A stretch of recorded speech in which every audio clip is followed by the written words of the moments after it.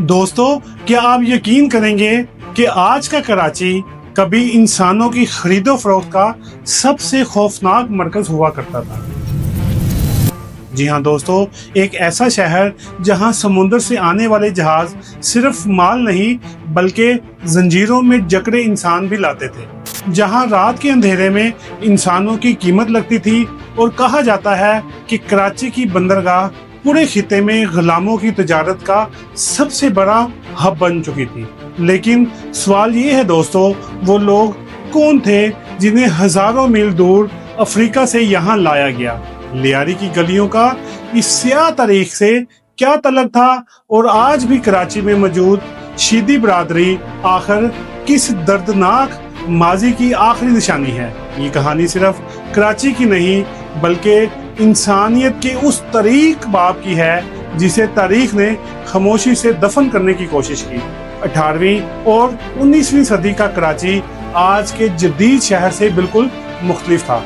जी हाँ दोस्तों, उस वक्त इसे कोल्लाची कहा जाता था, एक छोटा मगर इंतहाई अहम साहिली शहर जहाँ दूर दूर से आने वाले बहरी जहाज लंगर अंदाज होते थे। दिन के वक्त यहाँ मसालों, कपड़ों और कीमती सामान की तजारत होती, लेकिन रात के अंधेरे में एक और कारोबार जिंदा हो जाता था, ऐसा कारोबार जिसमें सामान नहीं इंसान बेचे जाते थे। अफ्रीका के साहिलों से हजारों मील दूर ज़ंज़िबार और मशरकी अफ्रीका के कई इलाकों में लोगों को पकड़ा जाता, बाज़ को जंगों के बाद कैदी बनाया जाता, जबकि कई लोगों को अगवा कर लिया जाता। फिर इन्हें जंजीरों में जकड़कर बहरी जहाज़ों में ठूंस दिया जाता।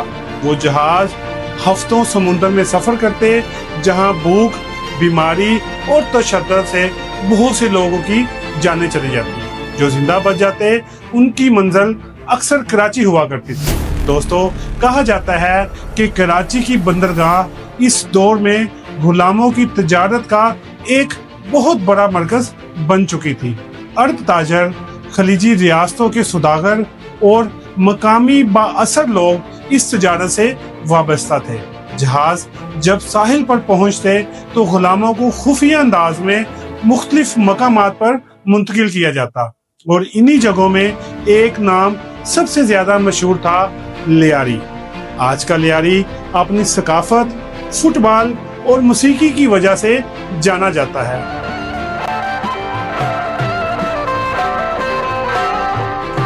मगर माजी में यही इलाका अफ्रीकी गुलामों की खरीदो फरोख्त की एक बहुत बड़ी मंडी समझा जाता था।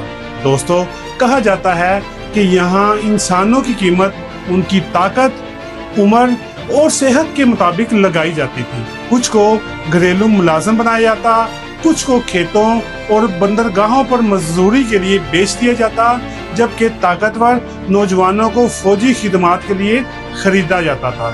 दोस्तों, सोचिए, वो लोग जो कभी आजाद फजाओं में सांस लेते थे, अचानक एक अजनबी सरजमीन पर गुलाम बना दिए गए। ना जुबान अपनी, ना खानदान और ना वापसी की कोई उम्मीद, सिर्फ जंजीरें और खामोशी।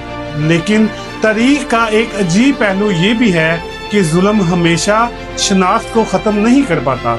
इन्हीं अफ्रीकी गुलामों को नस्ल से तल्लक रखने वाली शीदी बरादरी आज भी कराची और सिंध में आबाद हैं। एक्चुअली हम लोग हैं अफ्रीका से, हमारे जो एंसेस्टर थे आबा अजदाद वो अफ्रीका से आए थे। वक्त गुजरने के साथ उन्होंने अपनी सकाफत को जिंदा रखा।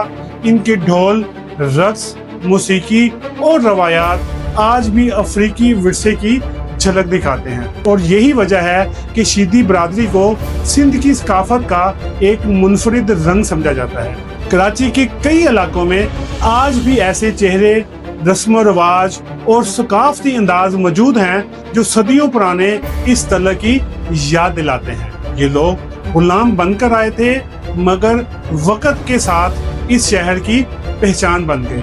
दोस्तों, फिर 1843 में एक बड़ा मोड़ आया जब अंग्रेजों ने सिंध पर कब्जा किया, तो गुलामों की तजारत पर कानूनी पाबंदी लगा दी गई। आहिस्ता आहिस्ता ये मंडियां खत्म होने लगी और वो स्याह कारोबार तारीख के अंधेरों में दफन हो गया। मगर सवाल ये है दोस्तों, क्या सिर्फ कानून بدلنے سے لوگوں کے زخم بھی ختم ہو گئے تھے؟ شاید نہیں، کیونکہ تاریخ صرف کتابوں میں نہیں رہتی، وہ شہروں کی گلیوں، لوگوں کے چہروں اور ثقافتوں میں زندہ رہتی ہے۔ کراچی بھی ایسا ہی شہر ہے، ایک ایسا شہر جس کی چمکتی روشنیوں کے پیچھے درد، غلامی، جدوجہد اور بقا کی ایک خاموش داستان چھپی ہوئی ہے۔ کراچی کی تاریخ صرف عمارتوں اور بندرگاہوں کی کہانی نہیں، بلکہ یہ ان انسانوں کی کہانی بھی ہے جنہیں دنیا نے غلام کہا، لیکن وقت نے انہیں تاریخ کا حصہ بنا دیا۔